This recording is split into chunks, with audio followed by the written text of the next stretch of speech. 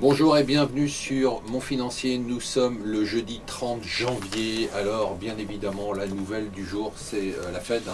La Fed qui a décidé hier de faire tourner sa machine à créer des billets, à imprimer des billets un peu moins vite. Donc, réduction du programme de rachat de 10 milliards. C'était prévu. C'est la dernière décision de Ben Bernanke qui va se retirer et céder sa place à Janet Yellen.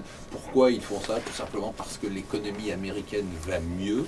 C'est ce que nous dit la Fed. Et le Financial Times sort une étude terrible de l'Agence internationale de l'énergie qui nous dit que globalement, eh bien, les États-Unis vont prendre 20 ans d'avance grâce au gaz de schiste sur l'Europe. Donc l'avenir en rose pour les États-Unis. Du coup, c'est à nouveau la panique sur les pays émergents. Alors les indices boursiers d'abord qui baissent, et les pays émergents qui partent en quenouille à nouveau. Les banques centrales pourtant ont monté les taux d'intérêt, la banque centrale turque, la banque centrale sud-africaine. Ça n'empêche pas les monnaies de continuer à baisser, à suivre donc de très près. Beaucoup d'agitation ce matin, Tokyo qui était en forte baisse. C'est le Parisien qui le dit, il pense que les taux d'intérêt vont remonter et donc ils disent que c'est le moment d'acheter de l'immobilier. Voilà, ça les regarde.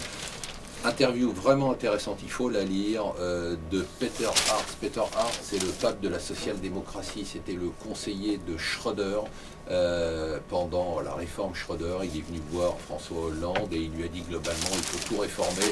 Et bien sûr qu'en Allemagne on a du travail précaire, mais il vaut mieux avoir un peu de travail que pas de travail du tout. Ça chauffe chez les Peugeot, ils se tapent sur la gueule, c'est l'expression. Thierry Peugeot, qui est le patron de Peugeot, ne veut pas de Dongfeng et de l'État, il veut garder le pouvoir, et son cousin Robert, qui est le patron de la holding familiale, lui veut monter l'opération. Et enfin, toujours dans l'automobile, Fiat s'éloigne de plus en plus de l'Italie. Fiat veut devenir Chrysler et veut lever de l'argent aux États-Unis. Ça deviendra de plus en plus une boîte américaine, de moins en moins une boîte européenne. Voilà, restez avec nous pour une journée qui risque d'être très agitée.